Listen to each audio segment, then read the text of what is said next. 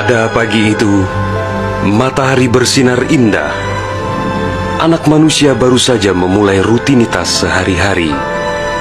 Para nelayan berada di laut lepas. Kaum ibu sedang sibuk di dapur. Anak-anak usia sekolah menikmati hari libur. Sebagian pemuda sedang berolahraga. Sebagian lagi bersiap-siap menuju pantai untuk rekreasi. Para buruh bangunan sedang bekerja.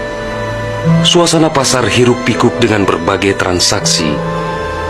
Burung-burung baru saja meninggalkan sarang.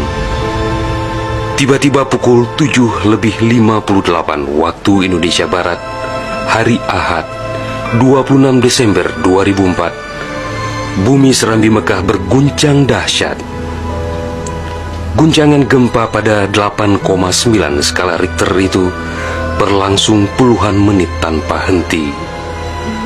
Bumi bergerak ke bawah dan ke atas, ke kiri dan ke kanan, berayun-ayun terus-menerus.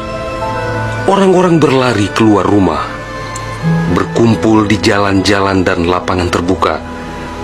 Mereka seperti berada dalam tampi. Kepala terasa pusing, sehingga banyak yang terjerembab ke bumi. Suara azan Allahu Akbar berkumandang dari menara-menara masjid dan menasa. Suara zikir pun membahana di mana-mana. Jutaan mulut manusia melafazkan asma Allah dan Rasulullah secara terus-menerus. La ilaha illallah Muhammad Rasulullah.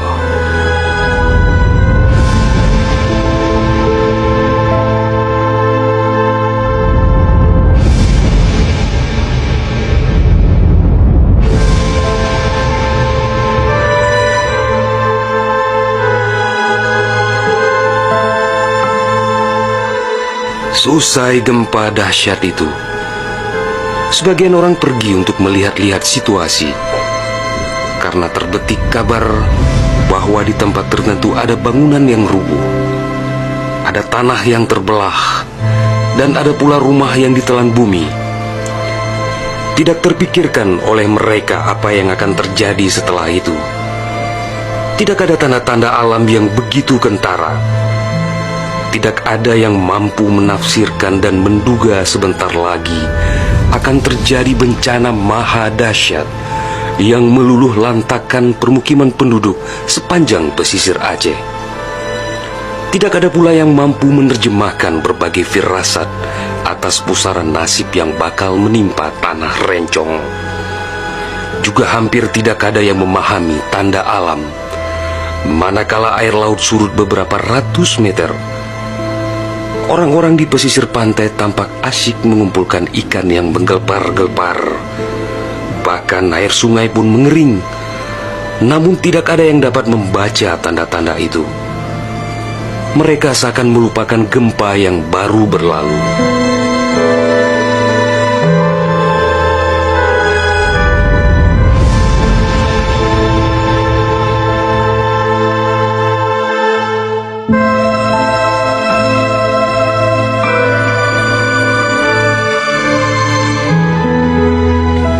Di berbagai tempat, orang-orang sibuk memperbincangkan gempa sangat dahsyat itu yang belum pernah mereka alami. Namun tak lama kemudian orang-orang mendengar bunyi dentuman sangat keras, disusul suara gemuruh dari arah laut. Bunyi dentuman itu terdengar sepanjang pesisir Aceh Besar, Banda Aceh, Aceh Jaya, Aceh Barat dan Nagan Raya. Orang-orang mengira itu adalah bunyi bom. Memang sebelumnya sering terdengar bunyi bom yang menghiasi kehidupan orang Aceh ketika itu, karena Aceh dalam situasi konflik bersenjata. Orang-orang pun bertanya dalam hati, mengapa masih ada pihak yang tega berperang dalam suasana yang begitu menakutkan?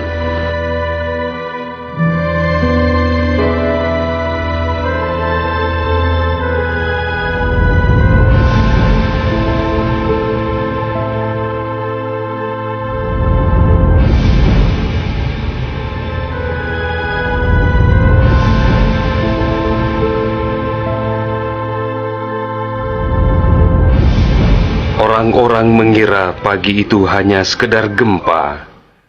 Mereka sama sekali tidak menduga bahwa bunyi dentuman keras tersebut adalah akibat patahan lempengan bumi yang berpusat di Samudra Indonesia sekitar 149 km sebelah selatan Calang, Aceh Jaya.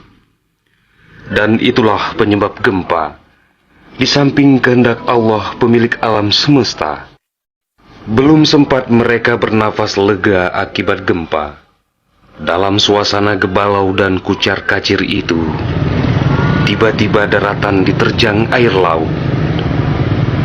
Air berwarna hitam pekat itu datang sangat tiba-tiba dengan suara gemuruh yang menakutkan. Ia berlari sangat cepat, menerjang apa saja yang dilaluinya. Di tempat-tempat tertentu air mencapai ketinggian 18 meter, bahkan ada yang mencapai 35 meter, seperti di kawasan Loknga. Dari jauh air yang beringas itu tampak bagaikan rupa naga yang menggeliat-geliat mencari mangsa. Air dengan kecepatan 900 km per jam itu bagaikan bulldozer yang melumut apa saja yang ditemuinya. Orang-orang berusaha menyelamatkan diri dengan berbagai cara. Namun hampir semua orang, hewan-hewan, benda-benda, rumah, lakbatat kaye bate, digulung air itu tanpa kecuali. Semua wilayah yang dilaluinya pun hancur berkeping-keping. Air laut yang datang menyamai kecepatan pesawat terbang itu, ternyata namanya tsunami.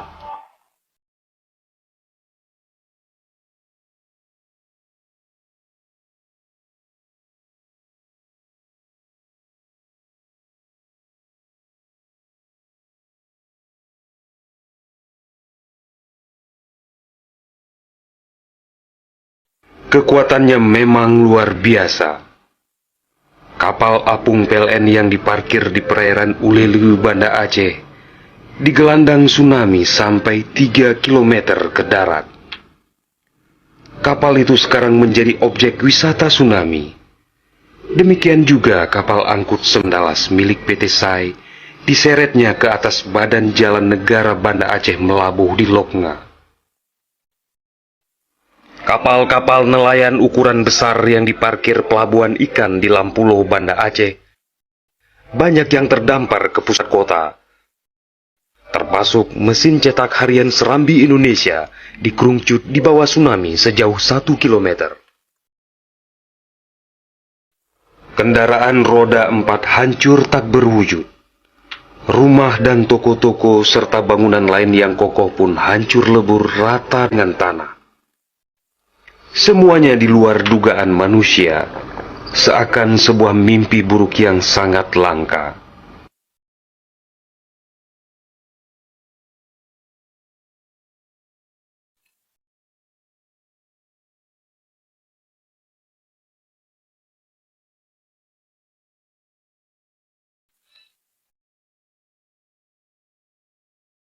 Setelah kira-kira 15 menit air laut itu beraksi, suasana pesisir Aceh pun lengang, sunyi, sepi, senyap, dan hening yang tak bisa dilukiskan dengan kata-kata.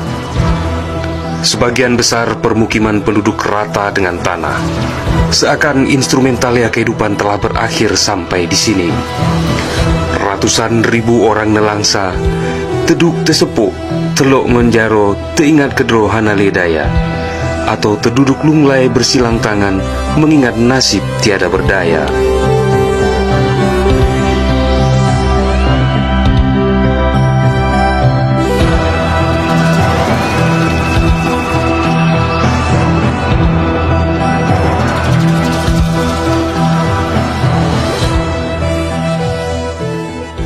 Tsunami yang diakibatkan gempa tektonik itu juga melanda Malaysia, Thailand, India, Maladewa, Sri Lanka,